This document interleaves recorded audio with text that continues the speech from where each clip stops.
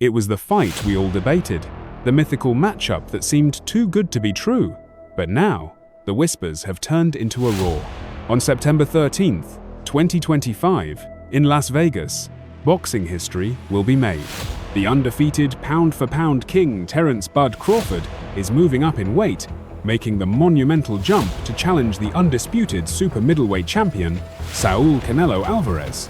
This isn't just a boxing match, this is a clash of legacies, a test of skill versus size. Today, we're not just hyping the fight, we're breaking down every single angle, every single variable, to tell you exactly how this historic night will unfold. Welcome back to Ring Octagon, the home of the most in-depth boxing analysis on the internet. I'm your host, Ring Octagon, and for the first time in a long time, the boxing world is united in its anticipation. Crawford versus Canelo is official. The stakes are as high as they get. For Canelo, it's about solidifying his status as an all-time great. For Crawford, it's about cementing his name in boxing immortality with a three-division undisputed championship. The narratives alone are enough to sell out Allegiant Stadium, but we're here to talk about what happens inside the ring. Let's get into the tale of the tape. Let's start with the hard numbers, the raw data that tells part of the story. On one side, we have Terence Bud Crawford. The best in the world. He remains undefeated. I got all the belts on my waist and on my shoulder. This is the Terence Crawford era. Who do you want next? At 37 years old, born September 28, 1987, the Omaha, Nebraska native holds a perfect professional record of 41 wins, 0 losses, with 31 knockouts. He is a multi-division, two-time undisputed champion at light welterweight and welterweight, and currently holds a WBA title at super welterweight. He is considered by most to be the pound-for-pound best fighter on the planet.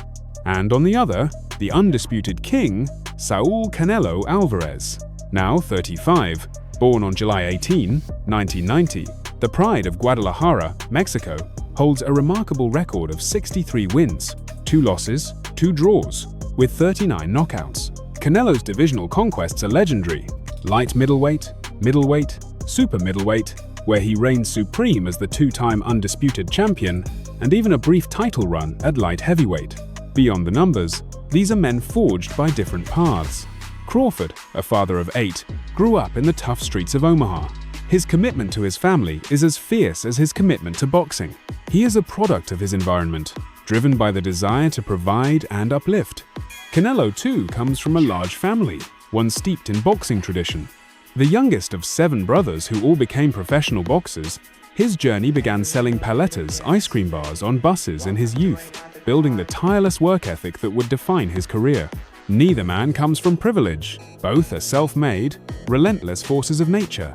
Their paths to glory haven't been without turbulence outside the ropes. In 2008, a younger Terence Crawford survived being shot in the head. And got throughout the September Fest, got maced in the eye. I should have went home right after that, but knowing me, I just thought I'd go out, make some money, shooting dice, about to leave in my car. Next thing you know, boom, it happened so fast, I got hit with the first shot in the back of my head. A bullet grazed his skull, an inch higher, and his life and his career would have been over. This near-death experience, he has said, hardened him, giving him a perspective and a drive few can comprehend.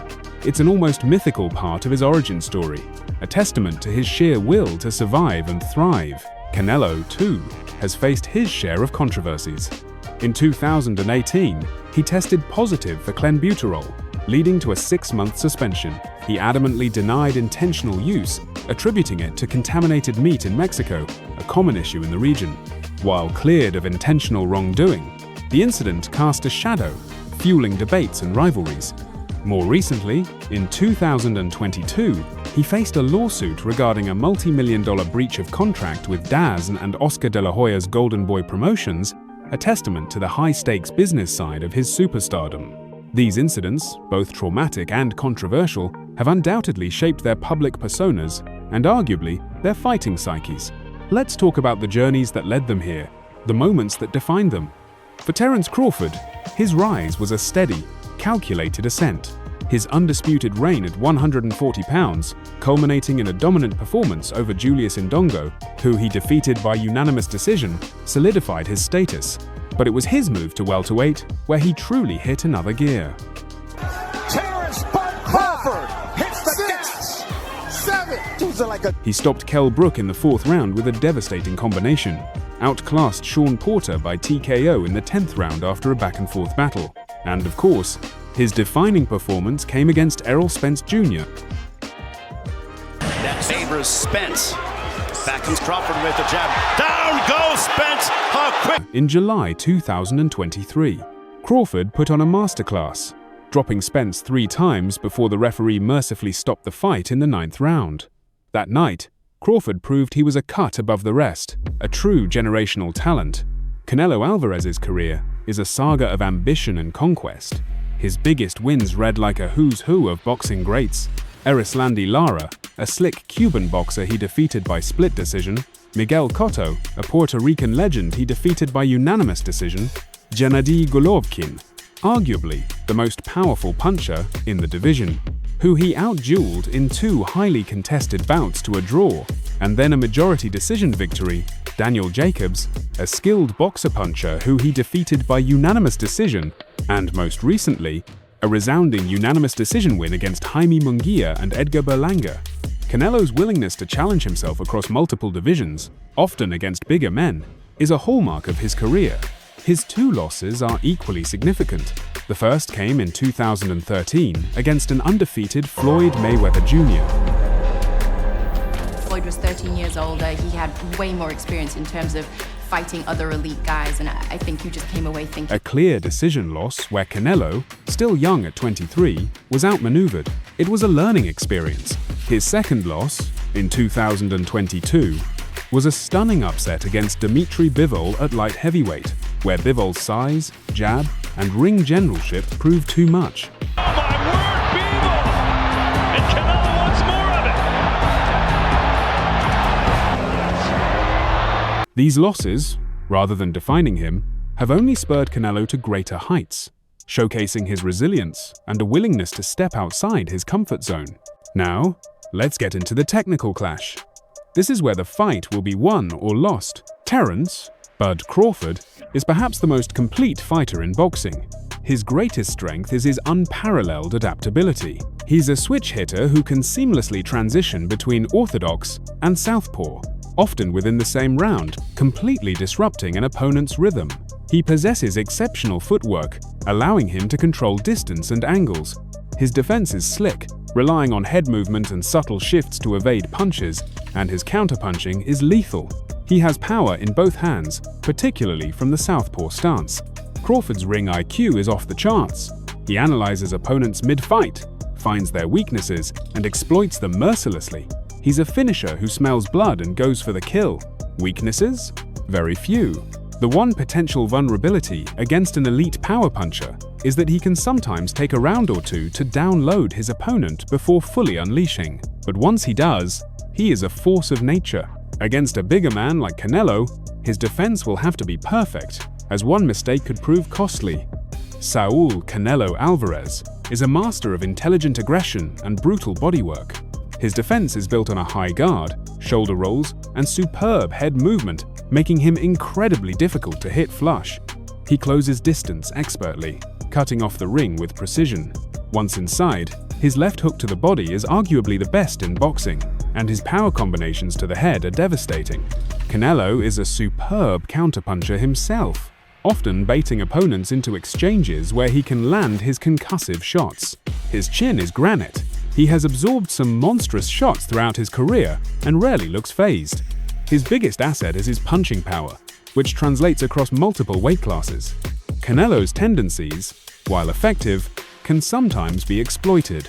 He often relies on a slower, more deliberate pace, which can allow faster, high-volume fighters to outwork him, as Bivol demonstrated. While his head movement is excellent, he can sometimes stand in the pocket a bit too long, relying on his chin. And against truly elite movers, his ring cutting, though excellent, might not be enough to fully trap them. This will be the single biggest challenge for him against Crawford. With the fight now set at 168 pounds, we can focus our analysis. This isn't a fantasy, it's a reality, and the weight class is the single biggest factor. This is a monumental task for Crawford, who is jumping up 2 full weight classes from his last bout to challenge the undisputed king of the division. At 168, Canelo's size, strength, and power will be at their maximum. He's a naturally bigger man who has been at this weight, and even higher, for years. He will be looking to impose his will from the opening bell. His strategy will be clear: pressure Crawford, cut off the ring, and punish his body. Canelo knows that Crawford's speed and movement are his greatest assets, so he will be patient, waiting for Crawford to make a mistake or get trapped on the ropes. He will try to make this a physical fight, not a chess match. He will use his powerful left hook to the body to slow Crawford down and sap his energy, making him more susceptible to power shots to the head later in the fight. For Crawford, the game plan is much more complex. He cannot afford to stand and trade. He must use his superior footwork and ring IQ to stay off the ropes and keep the fight in the center of the ring. He needs to use his jab to control distance and frustrate Canelo, preventing him from setting up his power shots. Crawford's switch hitting will be a huge weapon. Switching to southpaw might bait Canelo into a position where he can be countered, and it will keep the Mexican superstar guessing. Crawford will have to rely on pinpoint accuracy and volume, landing quick combinations, and then moving out of range. His defense must be flawless, as a single clean shot from Canelo could be a game changer. This fight will be a battle of speed versus power. How will the fight play out? I expect the early rounds to be a feeling out process, with both men respecting each other's abilities. Canelo will be the aggressor, but he will be cautious of Crawford's counters. Crawford will be on his bicycle, using his jab and movement to rack up points. The mid-rounds will be the most crucial. If Canelo can land a few body shots and start to slow Crawford down, the momentum will shift. If Crawford can continue to frustrate Canelo and make him miss, he will build a comfortable lead on the scorecards. By the championship rounds, we will see who is truly in control. This fight is going to be a war of attrition, a technical masterpiece where every punch, every movement, and every feint matters. I don't see an early knockout for either man. This will likely go the distance. A true test of conditioning and will. Beyond the technical aspects, what about the intangibles? The heart, the will, the legacy? Terence Crawford embodies resilience. Surviving a gunshot wound and climbing to the absolute pinnacle of boxing from humble beginnings in Omaha speaks volumes. He's a quiet leader, a devoted family man, and a symbol of what dedication can achieve. His legacy is one of undisputed dominance in multiple divisions, a pound-for-pound king who simply outclasses everyone put in front of him. A win here would make him the first male fighter to become an undisputed champion in 3 different weight classes in the 4-belt era, an unprecedented feat that would cement his name in boxing immortality. Canelo Alvarez's resilience is evident in his response to losses and controversies. He's a fighter who continuously adapts and improves. His ambition to challenge himself across weight classes, even against bigger men, defines his quest for greatness. His legacy is already cemented as one of Mexico's greatest fighters, a multi-divisional champion with global superstar status. His community impact in Mexico is immense. He's a national hero, an icon who started from nothing and reached the top of the world. A win here would only add to his legendary resume, proving once again that he is the man to beat.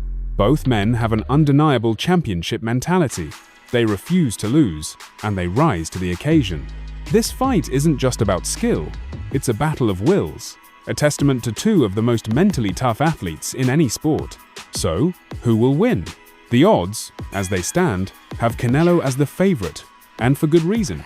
He is the naturally bigger man, he has proven power at this weight, and he is fighting at his natural division. This fight is going to be incredibly close, but ultimately, I believe Canelo's size and strength will be the deciding factor.